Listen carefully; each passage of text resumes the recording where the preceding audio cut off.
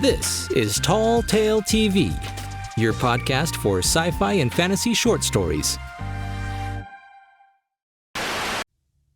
The Night Library at Christmas, written by Jane Jago, performed by Chris Herron. It was Christmas Eve, and the darkness of the library was alive with twinkling lights as children and small creatures carrying glowworm lanterns climbed the stacks to the floor and joined an ever-growing procession to where a noble Norway spruce speared the darkness with its scented branches. As the crowd around its feet grew thicker, the Christmas tree seemed to grow ever taller and more majestic. Then, one by one, the candles on its branches took light. A dumpy little human female stepped into the light, and immediately a clamor went up around her. Miss, read us the story. Read us about the baby in the stable. Please, miss. The librarian smiled and went to the place where holy books of many callings were shelved. A heavy, hand-tooled volume leapt into her arms, and for a second she staggered under its weight. She smoothed its tooled leather, reflecting on how the stories within its covers had conquered the world with more effectiveness than all the guns and all the bombs and all the wars. Back beneath the tree, an overstuffed armchair had materialized. It smiled and beckoned her into its wide lap. As she sat and opened the huge book, there came a loud bang, and a furious face appeared. "No!" the creature cried in a voice like thunder. "No, you shall not read this lie."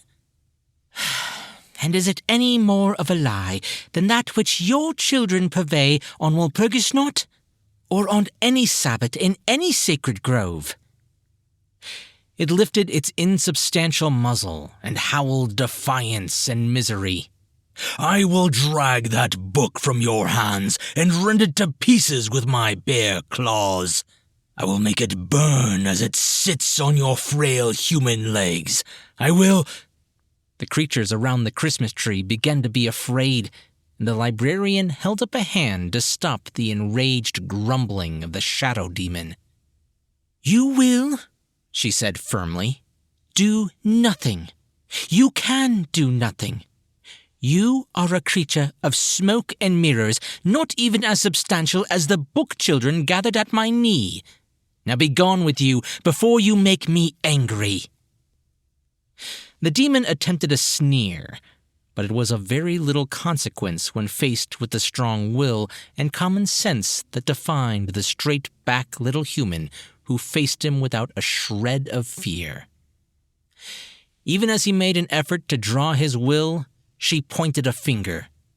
"Did I not just tell you to go away?" It seemed as if the sending would defy her, and she frowned, muttering a brief incantation under her breath. There was a strong smell of sulfur, then the face collapsed into itself, leaving only a momentary pool of blackness before even that disappeared. The night librarian stood up.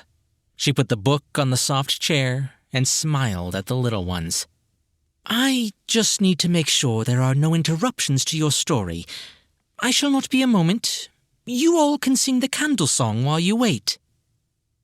A chorus of small, and it has to be said, mostly tuneless, voices followed her as she crossed the shadowed stacks. When she reached the section devoted to dark magics, she clapped her hand sharply. "Who was responsible for that little outburst?" There was no answer, only a feeling of oppression in the air. The librarian sighed and took a small, knobbly stick from her pocket. She held it in both hands whilst turning a careful 360-degree circle. Widdershins. "Now then, I asked a question."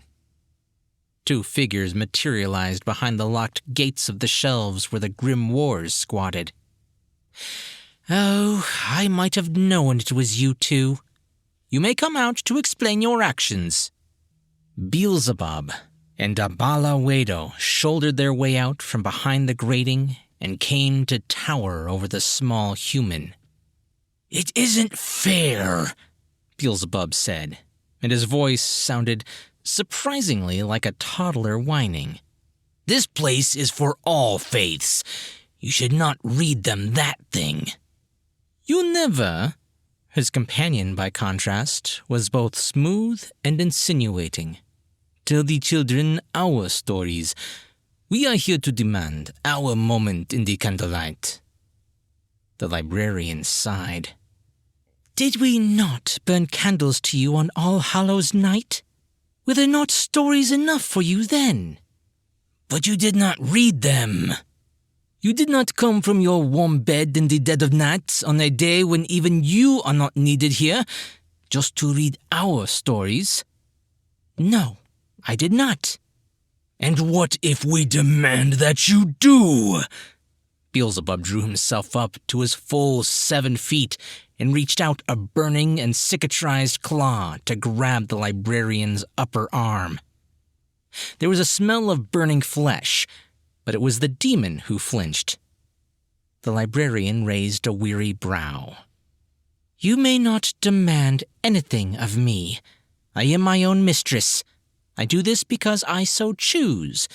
This night is to give hope to the children and the small things.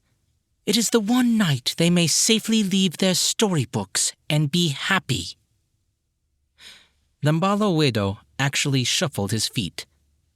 "Sorry, Mum. Never thought about it like that. Can we come and listen, then?" "If you can take forms less likely to cause distress." The light shattered before it coalesced into 2 toddlers who stood hand in hand with identical, hopeful looks on their faces. "Very well, you may come." They followed her sturdy little figure to the edge of the gathering, where they were easily absorbed into the waiting crowd. The librarian took her seat and opened the book. Her audience grew silently attentive as she began to read. "And it came to pass." As the story unfolded, those spoken of left the pages of the book and enacted their parts as they stood on an invisible stage high in the cold air. Each was greeted with an outpouring of love from those who listened. Even the sweet-faced donkey, and the herders of sheep, and the Eastern gentlemen bringing unsuitable gifts brought gasps of delight from the children and the small creatures who heard the story at this time of year and loved it more each time they heard it. All too soon, it seemed, the story ended, and the librarian closed the book, leaving only a star shining brightly high in the dome of the library ceiling. A dragonish voice spoke from somewhere in the crowd. "Even though I know it ends badly, I like that story."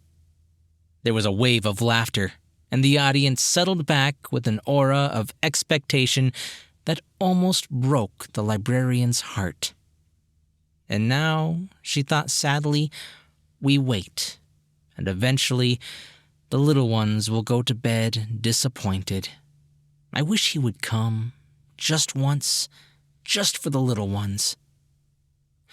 The silence was stretching a little thin when, from somewhere and nowhere, there came the sound of silver bells.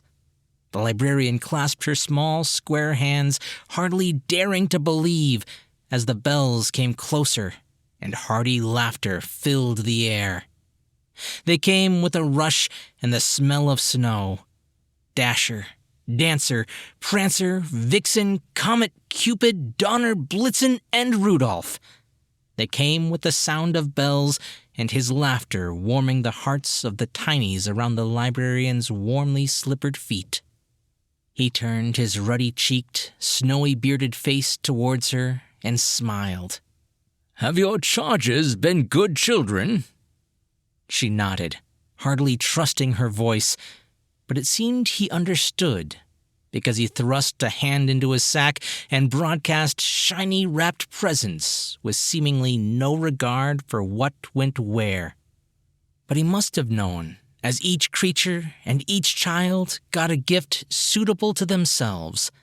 Nothing was ostentatious, but nobody was missed. Even the dragons got chocolate wrapped in gold paper. The librarian watched them play for a while, before getting up from her chair and returning a slightly disapproving book to its place on the shelves. She turned her back on the happy children and made her way up the worn stone stairs to her tower room, where she fell into bed smiling. As she slept, a gnarled hand smoothed the sandy hair from her broad brow before placing a hand-knitted sock bulging with treats at the foot of her prim little bed.